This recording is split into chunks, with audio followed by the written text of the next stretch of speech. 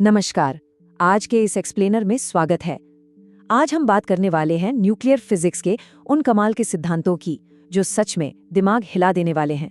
एक बिल्कुल छोटे से एटम के माइक्रोस्कोपिक लेवल से लेकर दुनिया की सबसे बड़ी समस्याओं को सॉल्व करने तक का ये सफर आखिर तय कैसे होता है।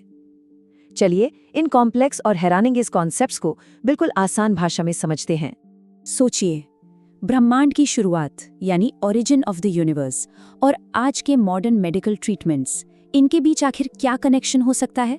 सुनने में थोड़ा अजीब लग रहा है ना, पर इसका जवाब उतना ही ज्यादा इंटरेस्टिंग है। इस मिस्ट्री को सॉल्व करने के लिए हमें मैटर के सबसे फंडामेंटल बिल्डिंग ब्लॉक्स के अंदर झांकना होगा। ये सब कुछ हर एक चीज के सबसे छोटे हिस्से के अंदर छुपा है। तो चलिए शुरू करते हैं भाग 1, इनसाइड द एटम्स कोर। सबसे पहले बात करते हैं न्यूक्लियस की। ये किसी भी एटम का बिल्कुल सेंटर पॉइंट होता है। इसे एक आड़ू यानी पीच के बीज की तरह इमेजिन कीजिए। जैसे उस फ्रूट का लगभग सारा वजन उसके हार्ड बीज में होता है ना, बिल्कुल वैसे ही एक एटम का पूरा मास इस छोटे से न्यूक्लियस के अंदर पैक होता है।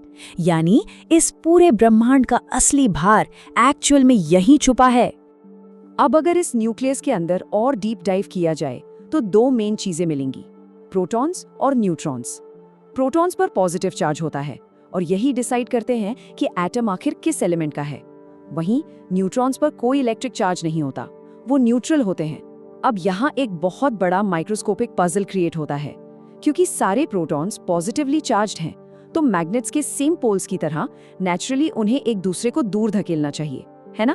तो फिर ये न्यूक्लियस इतनी मजबूती से एक साथ जुड़ा कैसे रहता है?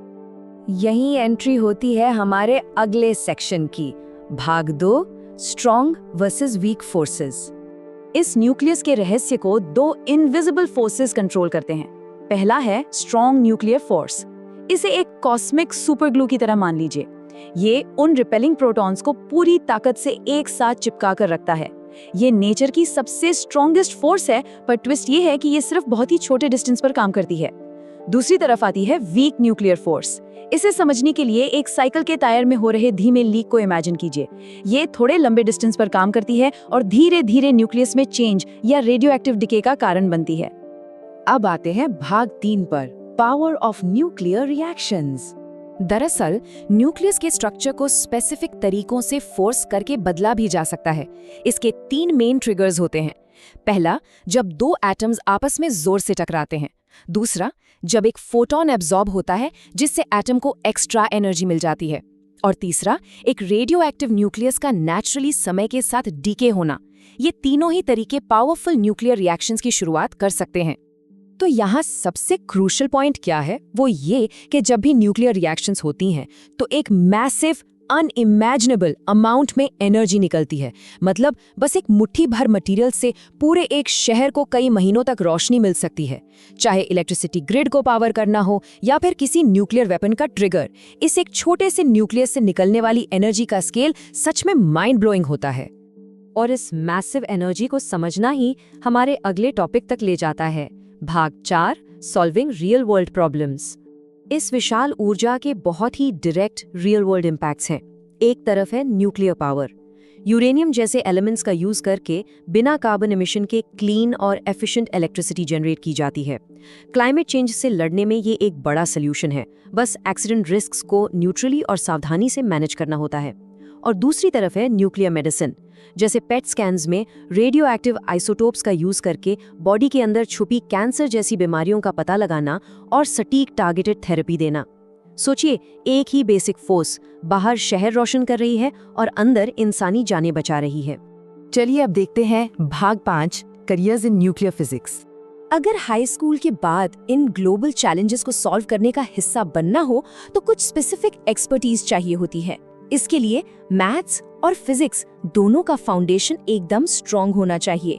साथ ही कॉम्प्लेक्स और खतरनाक मटेरियल्स को स्ट्रिक्टली और सेफली हैंडल करने की हिम्मत भी चाहिए।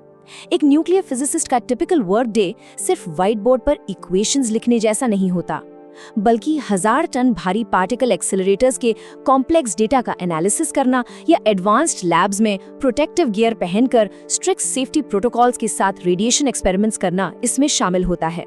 ये फील्ड चैलेंजिंग जरूर है, पर बेहद रिवॉर्डिंग है।